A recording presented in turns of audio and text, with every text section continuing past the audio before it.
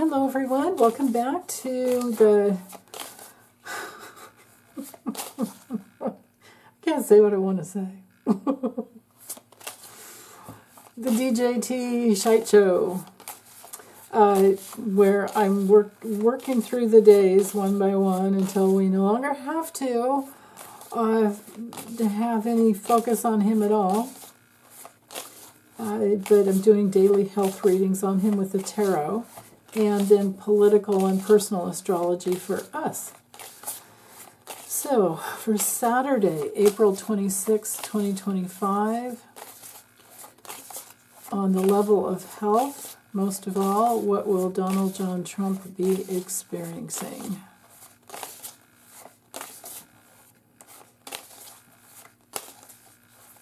Right there. Okay. The Star card rules the nervous system. Oh, we have Temperance as well. Maybe some balance issues. Inner ear, maybe. We have the Queen of Pentacles. That's not good. We have the Eight of Cups. Yeah, of course, he's not going to take self-responsibility. He's always just going to walk away. We do have the new moon coming up. Actually, at noontime. Well, that would be later in the afternoon for him, but... Oh, and then the Ace of Cups. Okay. So, with the theme for the day being the Queen of Pentacles, and especially coming through in the reverse position, this is imbalances in the body. This is toxic energy, toxic environment. This could also be women enabling him to be the irresponsible jackass that he is.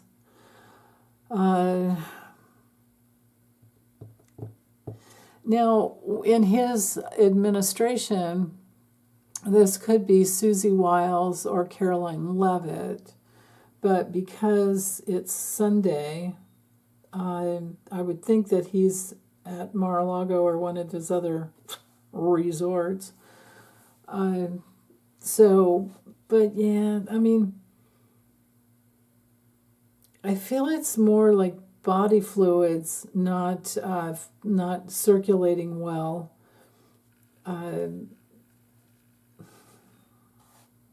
That's interesting. Yeah, but imbalance, most of all imbalance. Okay, the Star card on the health level, like I said, it does rule the nervous system. So that could, if that's out of whack, he could definitely be having some trouble with, spasms and seizures, or, circulation in the legs and ankles, because that's, what Aquarius rules. Yeah, I would just say more like nervous system, waking up in the morning with things not working so well in the nervous system. Maybe muscle spasms between these two cards. Which, of course, he'll run to drugs for. Temperance. Well,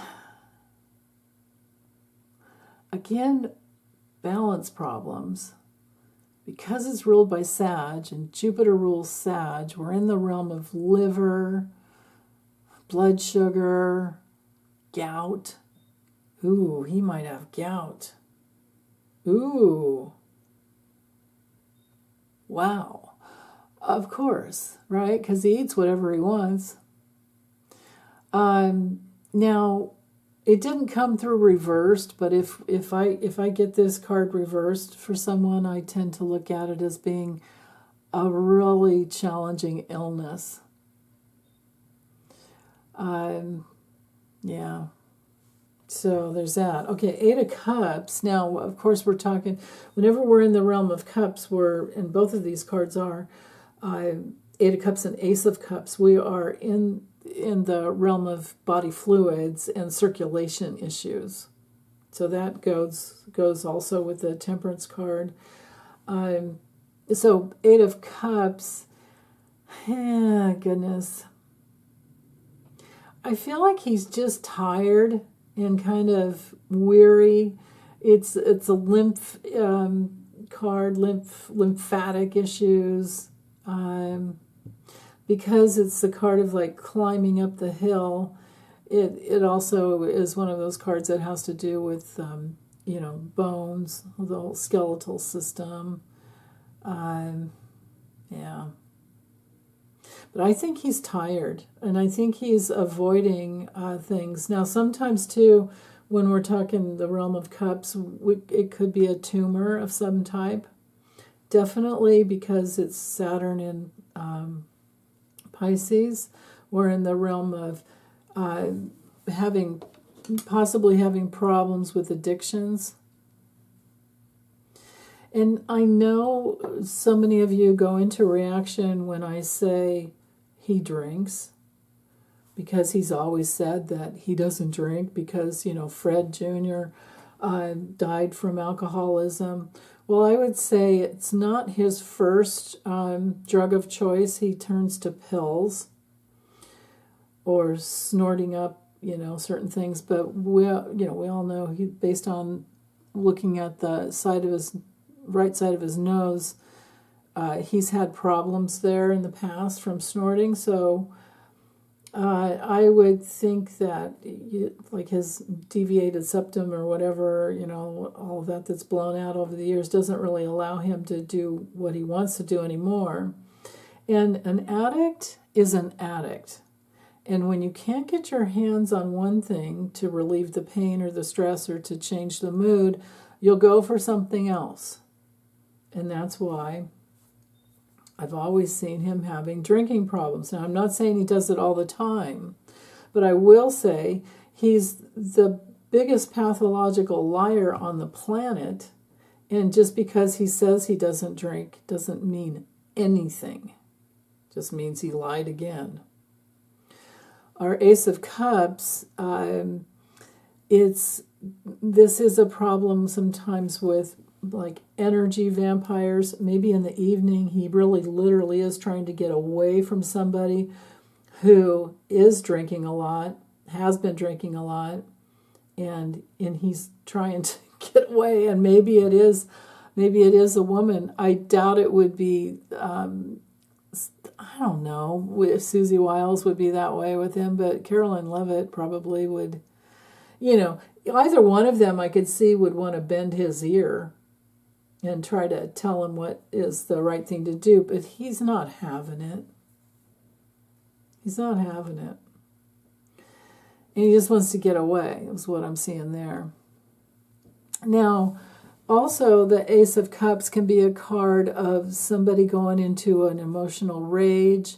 It can also be just plain old, lying to yourself and avoiding the truth. But when it comes to health, on the health level, we're dealing with repressed emotional, issues. Even though it didn't come through reversed, I would definitely say for sure reversed. But we know him. He doesn't have any free flow of emotions unless people are looking at him and it's like, look at me, I'm getting all the attention. But maybe this is women walking away from him because they've had it, because he is an energy vampire. God. It goes both ways with these people, right? Okay, let's look at the astrology. This is the new moon chart.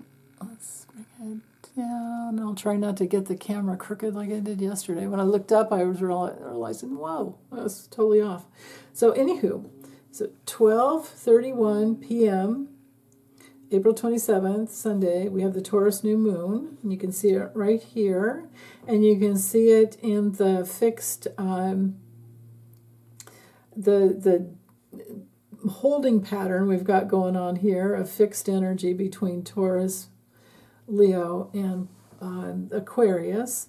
And so this is a perfect time for setting your intentions. I hope you've been doing it all week, but at 12:31 p.m., it's legally like the new moon joined together. So the sun and the moon. So the power of the sun.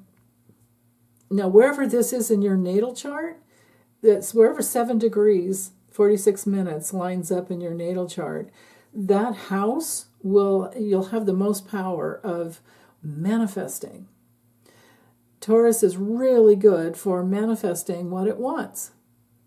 And of course, it's all about safety and security, but also the things that we own. If you're wanting to own a new some new digs, or buy a house or anything, this is really, really good manifesting energy. And with the square to over to Mars, your only challenge is to go for it and creatively, put yourself out there. Have the courage to go for it. So that's actually really good. And the backdrop of energy is all the same as it's been all week, pretty much, except for we do have that inconjunct to Eris, and Eris is, powerfully sitting there saying, I will be an independent woman. Or if you're a man, you support women in their independence because we're all interdependent on each other, and however you support us, you get supported back. And and then we have the aspect of the architect up here this sextile from Neptune to Pluto will be in effect for quite some time. And that is the power to be on your spiritual path and get going on your spiritual path, being in Aries, and also to have more of a actual, like that fire to go forward, move forward in life, connected to your higher self, because Neptune is source energy. Neptune is envisioning, being able to, with the sextile over to Uranus in Taurus, there's that power there to, actually there's a lot of manifesting power here to envision and put imprints out into the world. You imprint it within you first, and the Taurus moon and sun together is perfect for that. And you will have the mood to be more in your body and create peace and a grounded way of being. This is the opposite. Well, this is moving away from being a human doer into a human being. Right? So you're here, you exist, you're in a physical body, you do exist, you have a higher self, you have the ability to communicate in new ways even, and things are very much lined up. I mean, look at the beautiful, people don't like squares, but I don't mind squares because I have a grand cross. I have 4 squares in my chart. So I'm used to this. It's kind of like working your way out of a bag or working your way out of a box. You're here, and then you look over there and it's like, I don't like that. I don't know. That's not what I want to do. And then you realize, oh wait, if you just go right to your center inside of you, you realize what you do want, and you don't give that any power anymore, whatever it is. So you just keep kind of working yourself out of boxes, and setting boundaries is a huge, huge task when we have squares. And this being that fixed square, we're in that holding pattern of coming into our power. This new moon it's in the building phase, right? Because it's 7 degrees. So we're developing a new foundation. We're building, it's in building mode, and we're laying that new foundation to fight against abuses of power and to create what we want in our own lives. And to not be held back that way, to not be repressed at all. So, and then later on, the moon. So actually, if you wake up early, this is set for 12:31 because I needed to show you the chart. But if you're up, at midnight when this video gets released, the moon will just newly move into Taurus at 12:17. So it might be easy to lull yourself to sleep, even if you stayed up too late. Being in Taurus, it's not so hard, And then at 6, it's literally 6:16 a.m. when the square to Pluto is exact. So everything after that, it starts waning, but the sun is still there, but it's waning too, right? Because look how we've got 4 degrees of separation there from Pluto. So yeah. Now also, it's important to note that it's, we have besides the moon, the sun and the moon, of course, squaring Pluto, and it's also squaring Mars. So we've got that fixed. I've been saying that's there for quite some time, but Mercury also, because today is the 27th. I forgot to tell you that yesterday, Mercury made it out of retrograde because it actually went retrograde. I think it was at 9 degrees of Aries. Yeah, so we're officially out of the retrograde of Mercury. So communications should pick up. We just have to be careful with our words because, Mercury in Aries Mercury in any fire sign can tend to be very assertive and point blank. and you have to be careful and reel those words back in sometimes. Maybe it's even that energy of, you're hanging out with somebody and you get so excited talking to them or listening to them and you start talking, before they're done talking. And so you didn't listen. Well, the sun and moon in Taurus will be very, very helpful for listening. So that'll be good. And it won't be long. Tomorrow and the next day, the moon's going to be close to Uranus. So there could be some new intuitive insights, because Uranus can be very intuitive, and it has the power of invention. Uranus is all about invention, so it can be reinventing yourself on the emotional levels, on the physical levels, or anything you're trying to invent, and it might have to do with safety, and it might have to do with things that help be more grounded. Things that make you money. So, yeah. Let's see. Anything else for today? I think it might be one of those days that we can really just focus in on the aspect of the architect with getting information from your guides that help empower you in your life and moving forward more courageously in order to create that. And then again, that reinventing ourselves. And we have lots of hindsight from the past with the South Node in Virgo to help us move forward and do that, to break free and create some new ground, literally, with Taurus. And it might be literally like an exercise program too, or just getting out and walking in nature. That is beautiful Taurian energy. So, okay, well, that's it for today. I'll be back for Monday. Take good care. Bye.